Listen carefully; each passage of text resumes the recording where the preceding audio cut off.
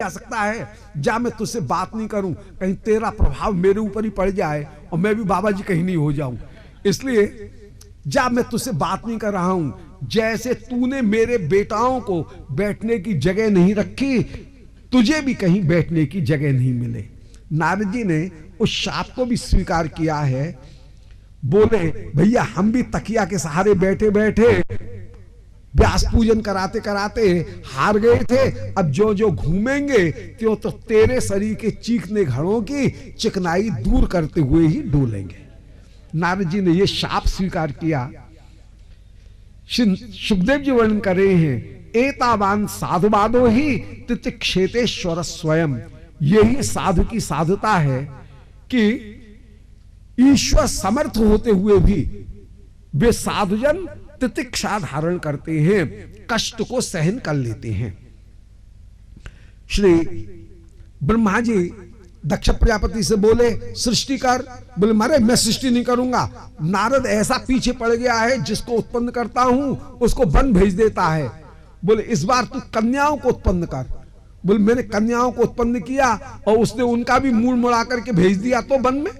बोले नहीं नहीं, नारद बाल ब्रह्मचारी हैं और वे स्त्रियों के साथ में बहुत कम व्यवहार रखते हैं, इसलिए तुम इस बार कन्याओं को उत्पन्न करो। वे दारक ग्रहण नहीं किया है और वे स्त्रियों के साथ में ज्यादा व्यवहार नहीं रखते हैं। दक्ष प्रजापति ने इस बार 60 कन्याएं प्रकट की हैं, जिनमें 10 धर्म को दी, 13 कश्यप ऋषि को। आगे कश्यप ऋषि के यहां पर जो दिति अदिति दनु काष्ठा अरिष्टा सुरसा इला मुनि क्रोधवशा ताम्रा सुरमा सरमी तिमी, ये जो कन्याएं हैं ये कन्याएं कश्यप ऋषि को विवाही हैं। कश्यप ऋषि में अदिति में ही 12 आदित्यों का जन्म हुआ। इन 12 आदित्यों में त्वष्टा नाम करके जो आदित्य हैं उनके यहां पर विश्वरूप का जन्म हुआ, जिन विश्वरूप को देवताओं ने अपना गुरु बनाया। बोले महाराज देवताओं के गुरु बृहस्पति जी थे तो सही। बोले एक समय की बात, इंद्र को जब स्वर्ग के राज्य की प्राप्ति हुई है, इंद्र अपनी सभा में विराजमान हैं, गंधर्व गा रहे हैं, अप्सराएं नृत्य कर रही हैं। उसी समय श्री बृहस्पति जी इंद्र की सभा में आए और दिन इंद्र बृहस्पति जी को आते हुए देखते पगमंडा बिछा करके स्वागत पूर्वक लाते थे, दरवाजे से पधरा करके लाते थे। आज बृहस्पति जी सभा में आ गए, फिर भी इंद्र ने अपनी आंखें मिलाई नहीं है, आंखों के ऊपर ठीकरी रख ली है, जैसे देखा ही नहीं। गुरुजी तो जान गए कि चेला जी को खुनखुना की गर्मी ज्यादा हो गई है, जब तक धक्का नहीं दिलवाए जाएंगे तब तक इनकी आंख नहीं खुलेगी। सो बृहस्पति जी अंतर्धान हो गए। जब बृहस्पति जी अंतर्धान हुए, इंद्र को अब होश आया। बोले हाय, इस लक्ष्मी को कौन आदर देगा जिसने मुझ में आसुर भाव उत्पन्न कर दिया। अब मैं गुरु जी को मनाने के लिए जाऊंगा। परंतु बृहस्पति जी सामने ही नहीं मिले, आश्रम से ही अंतर्धान हो गए हैं। दैत्यों ने मार मार करके देवताओं को स्वर्ग से भ्रष्ट कर दिया। सब देवता ब्रह्मा जी के पास में पहुंचे हैं। ब्रह्मा जी बोले देवताओं तुमने बहुत बुरा किया। देखो जो परतत्व का उपदेश देने वाले गुरुजी हैं उनकी बात तो अलग, वे गुरुजी तो बहुत ऊंची बात है। जो भगवत तत्व का उपदेश देने वाले हैं, मंत्रोपदेश कृष्ण नाम मंत्र को जो प्रदान करने वाले, अरे जो पुरोहित गुरु हैं उनका अपमान भी नहीं करना चाहिए। अरे अब तुम बिना पुरोहित के आगे भौतिक उन्नति भी नहीं कर सकते हो, इसलिए तुम विश्वरूप को अपना गुरु बनाओ। सब देवता विश्वरूप के पास में आए। विश्वरूप हंसते हुए बोले कि पुरोहिताई की शास्त्रों में बड़ी निंदा की गई है, क्योंकि पुरोहित को सब समय हाथ फैलाना पड़ता है, सब तरह के दान को ग्रहण करना पड़ता है। और शास्त्र ये कहते हैं कि ब्याह कनागत कारतो राजदान ग्रहदान और भगवत इन पांचों लहे होए भगत कर हान। ब्याह कनागत कारतो 13 का अन्न, राजदान, ग्रहदान, इनको यदि लेंगे तो भजन में बाधा पड़ेगी। इसलिए संतगण इन अन्नों को ग्रहण करते नहीं है। और बेचारा पुरोहित तो बच नहीं सकता है, उसको तो सबसे पहले भोजन कराया जाएगा। श्राद्ध हो चाहे संकल्प हो, सब में सबसे पहले भोजन करना पड़ेगा, तो उसको तो भोजन करना ही पड़ेगा, उसको दान लेना ही पड़ेगा। इसलिए पौरोहित्य गर्हिणी होकर के विराजमान है। फिर भी जब आप मेरे यहां पर याचक बन करके आए हो तो मैं आपकी इच्छा को अवश्य ही पूरा करूंगा। वैष्णव विधि यह है कि विषय का अन्न नहीं खाए, विषय का अन्न खाने पर विषय में प्रवृत्ति होती है। इसलिए महाप्रभु ने कई बार तो श्री रघुनाथ दास गोस्वामी जो हैं उनकी भी भिक्षा को एक बार निषेध कर दिया, उनकी भिक्षा को भी लेना बंद कर दिया। तो विषय का अन्न खाने पर विषय में प्रवृत्ति हो जाती है, ये रस की रीति है। श्री रघुनाथ दास गोस्वामी ने भी पूरी अपने पिता के पास से जो भी धन मिलता था उस धन का भी फिर प्रयोग करना बंद कर दिया, और माधुकरी जो है वो माधुकरी करके फिर अपने जीवन का निर्वाह किया।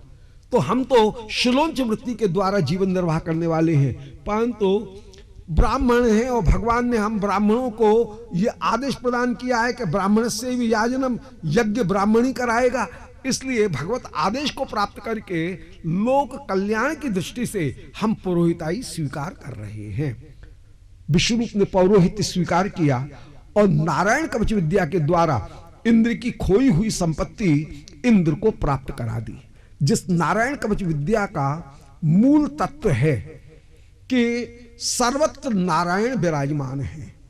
जब नारायण सर्वत्र विद्यमान है तो जिसको मैं तथाकथित शत्रु कह रहा हूं उसमें भी तो नारायण विराजमान है, तो फिर मैं उनसे क्यों भयभीत हूं।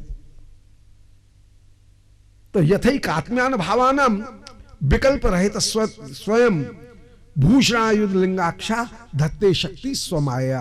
हे प्रभु, एकात्म भावानाम जो भक्तगण हैं वो ब्रह्म भाव को धारण करके विराजमान हैं, एकात्म भाव को धारण करके वे संतगण विराजमान होते हैं। उनके लिए न कोई शत्रु है न कोई अपना है, सर्वत्र वे अपने इष्ट का ही दर्शन करते हैं। नारायण कवच विद्या का यही सार है कि सर्वत्र अपने इष्ट का दर्शन करना। ऐसे जो जन हैं उन जनों को किसी दूसरे से भय हो ही नहीं सकता है।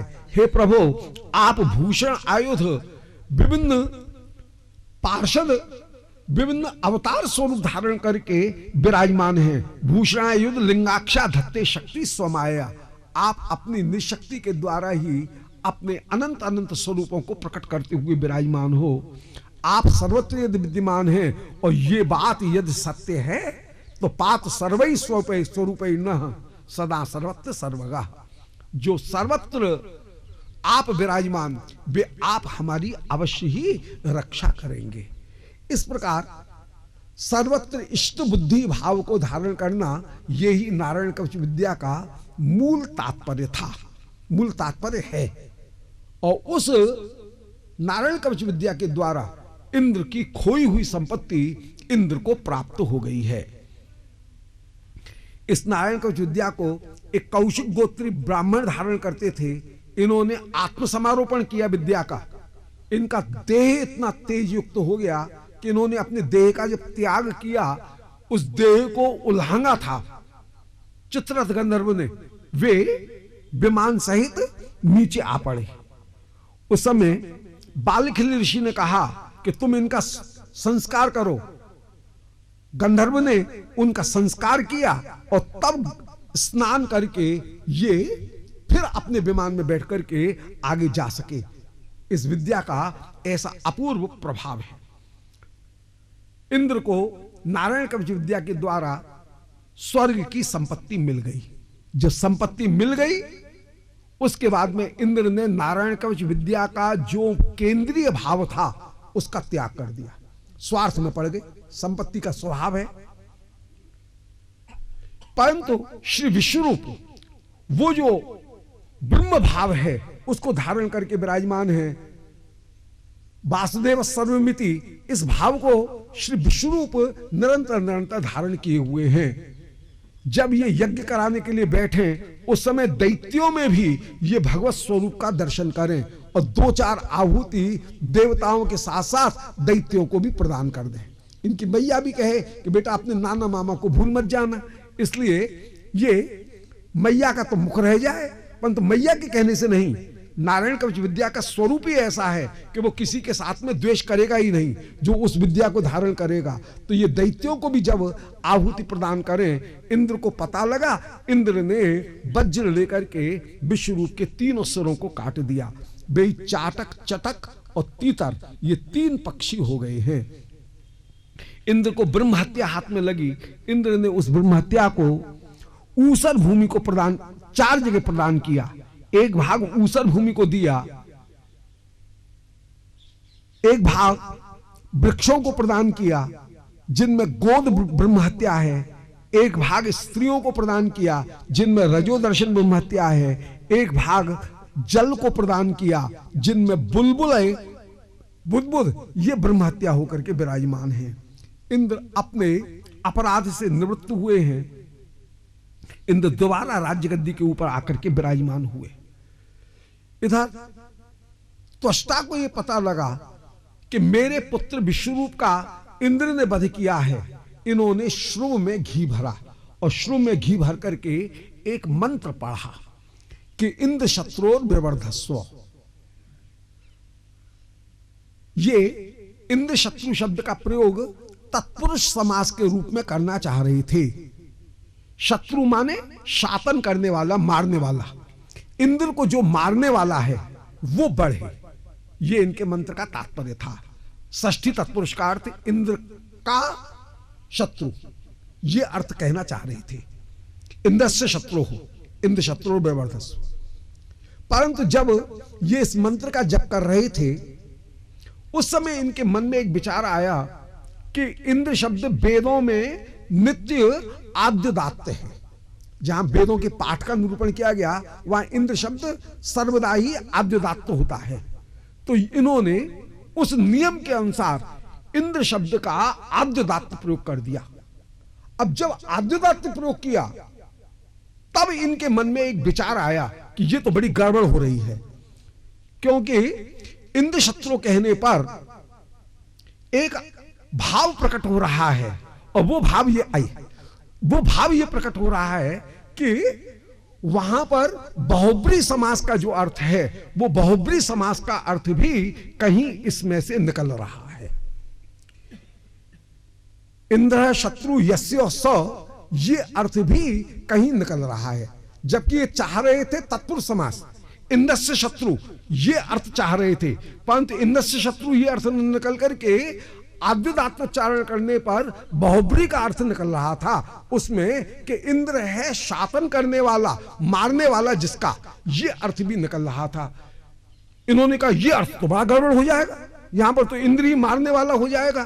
तो इन्होंने अपने उच्चारण को दोबारा संशोधित किया और संशोधित करके फिर से इन्होंने अंत्यदात्त उच्चारण का प्रयोग किया। आद्यदात्त उच्चारण को हटा करके अंतदात्त उच्चारण का प्रयोग किया, परंतु एक बार जो उच्चारण हो गया सो हो गया। ये तो भगवान के नाम तो है नहीं कि सांकेत्यम पारहास्यम वा स्तोभम हेलन में वा कैसे भी नाम ग्रहण किया जाए।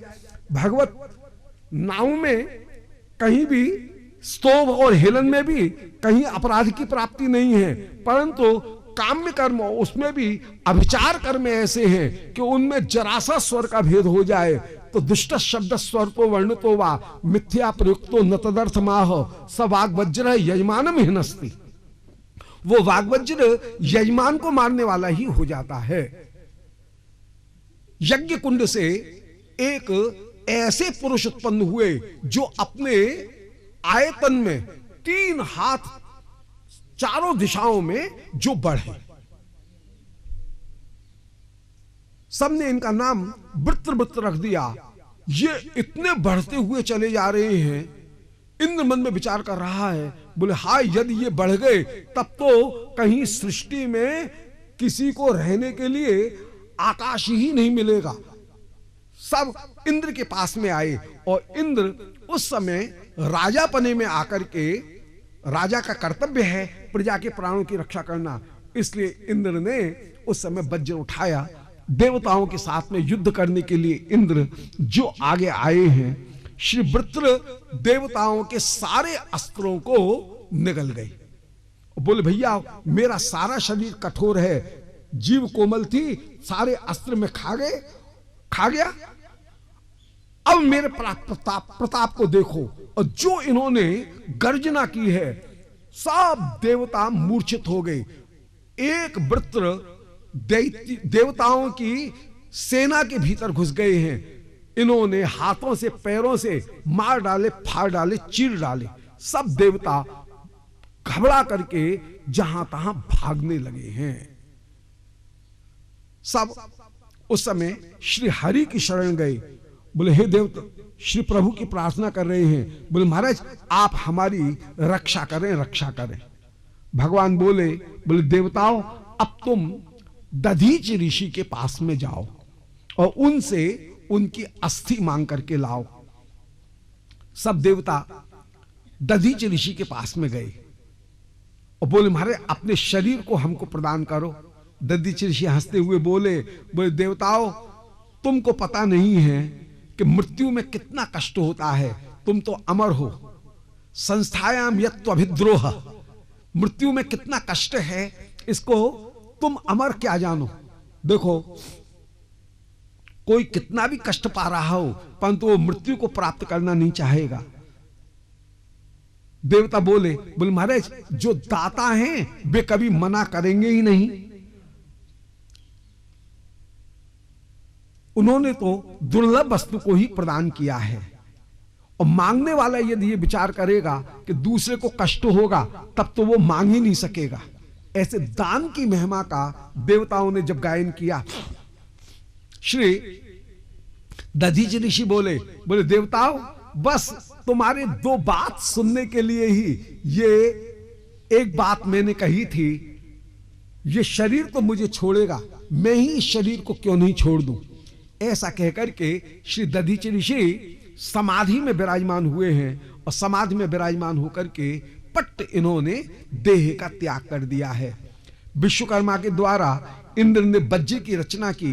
नर्मदा नदी के किनारे देवता दैत्यों का बड़ा भारी युद्ध हुआ है। वृत्र के तेज को देख करके सब देवता घबरा रहे हैं। इंद्र के हाथ में जो चमकीला वज्र देखा उसको देख करके दैत्य भी घबरा गए और दैत्य सेना अपनी सेना को छोड़ करके जो भागने लगे। श्री वृत्र एक एक दैत्य से कह रहे हैं भैयाओ जिसने जन्म लिया उसकी मृत्यु सुनिश्चित है। हे विप्रचित्ति नमुची पुलोमन मैं अरमन अंबर तुम मेरे वचनों को सुनो। दो मृत्यु बड़ी दुर्लभ है। एक तो भगवान नाम लेते हुए प्राणों का त्याग करना समाधि में भगवत स्मरण करते हुए, और एक युद्ध भूमि में अस्त्र खा करके अस्त्र मार करके प्राणों का त्याग करना। दोनों ही जो मृत्यु वो साक्षात भगवत चरणारविंद को ही प्राप्त कराने वाली है, मोक्ष को प्राप्त कराने वाली है। ये दोनों ही मृत्यु सीधे सूर्यमंडल का भेदन करके मोक्ष को प्राप्त कराने वाली है। समाधि में जिन्होंने देह का त्याग किया वे भी मोक्ष को प्राप्त करेंगे, और जिन्होंने युद्ध भूमि में अपने प्राणों का त्याग किया उनको भी मुक्ति की प्राप्ति होगी। परंतु श्री वृत्र की इस बात को किसी ने भी नहीं सुना। अपनी सेना में भगदड़ मची हुई देख करके अकेले श्री वृत्र युद्ध भूमि में घुस गए हैं। देवताओं की सेना में हलचल मचा दी है। सब देवता जहां तहां भागने लगे। इंद्र ने अपनी सेना को भागते हुए देखा। एक गदा उठा करके वृत्र के ऊपर मारी।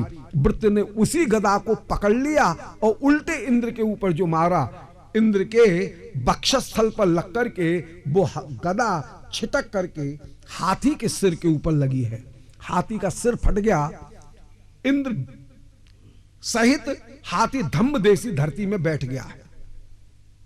श्री वृत्र ने विचार किया एक गदा और मार दूं, इंद्र का भी ढेर हो जाएगा। फिर विचार किया, नहीं नहीं, इस समय शत्रु सावधान नहीं है। इंद्र ने जब वज्र उठाया,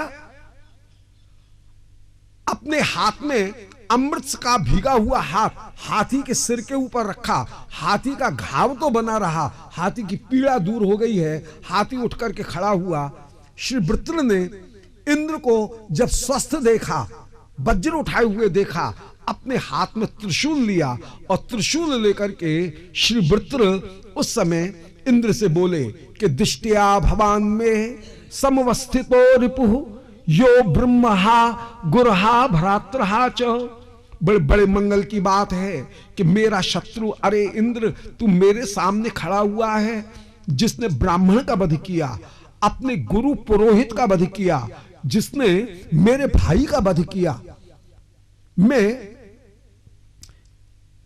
तेरे टुकड़े टुकड़े करके आज भगवान भूतनाथ का यज्ञ करूंगा। फिर कह रहे हैं, बोले अरे इंद्र, मैं कह तो रहा हूं कि मैं तुझे मारूंगा, परंतु ये युद्ध भूमि है, यहां पर निश्चय नहीं कि कहीं तेरा अस्त्र ही मुझे लग जाए, परंतु मुझे चिंता नहीं है। यदि तेरा अस्त्र भी मुझे प्राप्त लग गया, तब भी मनस्विनाम पादरज प्रपत्से, मैं मनस्वी जन जो हैं उनकी चरण रज का आश्रय ग्रहण करूंगा। अपने आचार्य श्री नारद जी, अंगिरा ऋषि, उनके चरणों का आश्रय ग्रहण करते हुए श्री गोविंद के चरणारविंद को मैं सहज में ही प्राप्त कर लूंगा। अरे इंद्र, अपने अस्त्र का प्रयोग तू क्यों नहीं मेरे ऊपर कर रहा है? जल्दी से करना। देख, जान गया, तेरी यांचा, तेरी अभिलाषा कभी भी व्यर्थ नहीं जाएगी, क्योंकि तेरा रक्षक, मेरा आराध्य वो हरि तेरे पीछे पीछे तेरी रक्षा करते हुए चला आ रहा है। जिधर हरि उधर विजय, जिधर हरि उधर श्री, जिधर हरि उधर ही सारे गुण विराजमान होते हैं। यतो हरिर विजय श्री गुणास्ततः। अरे इंद्र, इस युद्ध में निसंदेह तेरी ही विजय होगी। अपने अस्त्र का प्रयोग कर मेरे ऊपर। अरे इंद्र, जरा अपने हाथी को सरका तो ले। देख, तेरा रक्षक तेरे पीछे पीछे चला आ रहा है, उनसे मैं प्रार्थना तो कर लूं। श्री वृत्र को उस समय अपने आराध्य श्री प्रभु सामने दिख रहे हैं। इंद्र ने तो अपने हाथी को बगल में सरका लिया। इंद्र हजार आंख से चारों ओर देख रहा है। इंद्र को काला पीला कुछ भी नहीं दिख रहा है। वो हजार आंख से देखने की वस्तु नहीं है। वो तो प्रेमांजन छुरित भक्त विलोचनेन संत सदैव हृदय विलोकयन्ति यम श्याम सुंदर मचिंत्य गुण स्वरूपम गोविंदमादि पुरुषम तमहम स्मरामि। श्री गोविंद वो तो प्रेम का कज्जल लगा करके भक्ति के चश्मे से देखने की वस्तु है। श्री वृत्र उस समय झरझर रोते जा रहे हैं। श्री प्रभु से 4 श्लोकों में श्री वृत्र ने स्तुति की। ये 4 श्लोक नहीं है, शुद्धा भक्ति के ही परम परम निदर्शन। श्री 4 श्लोकों में स्तुति करते हुए श्री वृत्र बोले कि अहम हरे तब पादैक मूल दासानुदासो भवितास्मि भूय। बोले हे हरि, हरि शब्द में कितनी मधुरमा विराजमान, कितना आकर्षण विराजमान। बोले मेरे चित्त का हरण करने वाले, हमारे पाप ताप का हरण करने वाले, अपनी रूप माधुरी से हमारे चित्त का हरण करने वाले हे हरि। यहां सहज में ही बामता उत्पन्न हो आई। बोले अरे मेरे चित्त को हरण करने वाले, अरे पश्यतो हर, अरे डांकू जो चित्त को बरबस हरण कर ले। ये प्रेम की बोली हरि कह करके प्रेम की बोली में कह रहे हैं हमारे चित्त का, सर्वस्व का, ग्रह द्वार आसक्ति सबका हरण करने वाला ये तेरा रूप है। अपनी मंद मुस्कान मात्र से ही भक्तों के दे गे सारी आसक्तियों का तू आकर्षण करने वाला, हरण करने वाला है। अरे हरि, अहम तब पादैक मूल।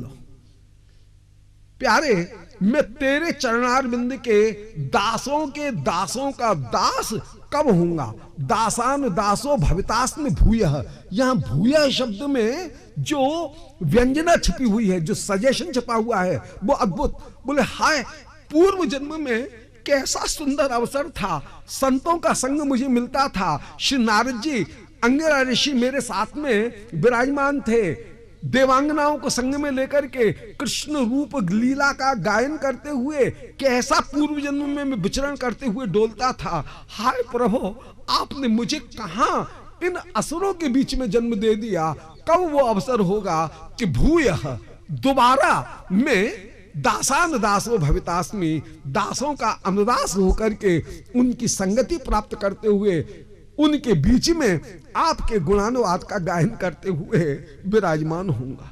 सो दासान दासो भवितास्मि भूयः, ये भूयः शब्द में कितनी व्याकुलता है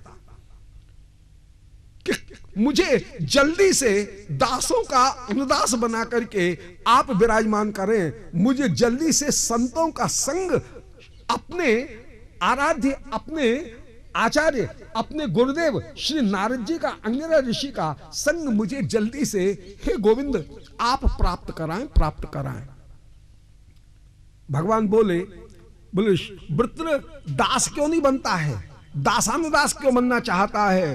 बोले माने दास बनने में जितना हमने भजन किया, जितना हम में प्रेम, उतने आपके माधुर्य का आस्वादन प्राप्त होगा। भगवान माधुर्य आस्वादन में कारण है प्रेम। जिसमें जितना ज्यादा प्रेम, वो उतने ही ज्यादा भगवान माधुर्य का आस्वादन करेगा। ठाकुर का माधुर्य भी उतना ही उसके आगे प्रकट होगा। यदि हम दास बन करके आपके माधुर्य का आस्वादन प्राप्त करना चाहेंगे तो हमारा कितना सा भजन, हमारा कितना सा प्रेम, तो आपका माधुर्य भी उतना सा ही दिखेगा। परंतु दासानुदासी बनकर के विराजमान होंगे तो रसिक जनों ने, आचार्य जनों ने, पूरी की पूरी परंपरा ने जो आस्वादन प्राप्त किया है, वह आस्वादन उनकी कृपा से हमको परिपूर्ण रूप से प्राप्त हो जाएगा, बिना परिश्रम के ही प्राप्त हो जाएगा। राजा चितई और रानी भई, ऐसे ही संतों की कृपा के द्वारा जो बड़ी से बड़ी वस्तु है, वो बड़ी से वस्तु भी जल्दी से प्राप्त हो जाएगी। इसलिए दास बनने में सुख नहीं है, दास बनने में अभिमान आ सकता है, परंतु दासानुदास बनने में एक तो अभिमान नहीं, और दासानुदास बनने में फिर आचार्य जनों का जो आस्वादन है, वो आस्वादन भी सहज ही प्राप्त हो जाएगा। वो पूरी की पूरी परंपरा की पूरी कृपा वह स्वयं प्राप्त हो जाएगी। इसलिए मैं दास बनना नहीं चाहता हूं, मैं दासानुदास बनना चाहता हूं। दास की भी अपेक्षा दासानुदास बनने में ठाकुर को भी सुख ज्यादा और भक्त को भी सुख ज्यादा। श्री प्रभु को दासानुदास बनने में जो वस्तु समर्पित की गई, वो समर्पित वस्तु क्योंकि दासानुदास बनकर के विराजमान होकर के दी गई हैं, इसलिए उन रसिक जनों के माध्यम से श्री प्रभु को वो वस्तु अत्यंत अत्यंत प्रिय होकर के विराजमान होगी।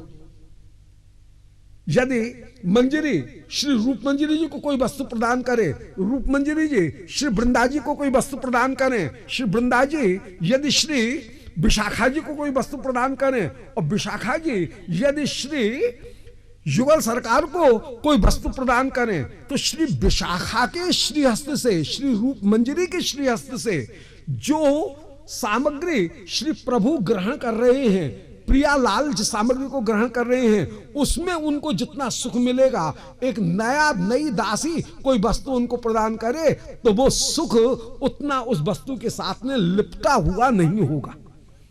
इसलिए दासानुदास बनने में श्री प्रभु को ज्यादा सुख की प्राप्ति है। दास बनने में प्रभु को हम ज्यादा सुख नहीं दे सकते हैं, दासानुदास बनकर के जैसा सुख दे सकते हैं। इसलिए प्रभु मैं दास बनना नहीं चाहता हूं, दासानुदास बनना चाहता हूं। सो दासानुदासो भवितास्मि भूयः। प्रभु हमारे बस की बात नहीं है, यहां अपने निज साधन का पूरी तरह से त्याग कर रहे हैं। बोले आपकी कृपा के द्वारा ही हम दासानुदास बन सकते हैं। मनस्मरेत आशुपते गुणांते, प्रभु हमारा मन आपके गुणानुवाद का स्मरण करते हुए विराजमान हो, यही हमारा निश्रेयस प्रदान करने वाला मुख्य वस्तु हो सकती है, यही हमारे लिए परम कल्याण की वस्तु हो सकती है। धर्म रूप आप ही होकर के विराजमान। श्रीमद् वल्लभाचार्य चरण ने इन चारों श्लोकों में यह निरूपण किया कि यहां एक एक श्लोकों में वैष्णवों के धर्म अर्थ काम मोक्ष ये सब कृष्ण संबंधी होकर के ही विराजमान। वैष्णव का जो धर्म है वो कृष्ण संबंधी, उस धर्म का निरूपण कर रहे हैं कि अहम हरे तव पादैक मूल दासानुदासो भवितास्म भूयः, हम आपके चरणारविंद के ही दासानुदास बन करके विराजमान होंगे। भगवान बोले मेरी दास बनना चाह रहा है तो जरूर कुछ न कुछ वृत्ति भी चाह रहा होगा, वेतन भी चाह रहा होगा, तुझे जो चाहिए वो वेतन मांग ले। श्री वृत्रासुर बोले, श्रीमद वृत्र बोले नहीं महाराज, न नाक पृष्ठम न च पारमेष्ठम न सार्वभौमम न रसाधिपत्यम न योग सिद्धि अपनर्भवम वा समंजसत्वा विरह्य कांक्षे। बोले महाराज मुझे आपके अतिरिक्त और कोई दूसरी वस्तु नहीं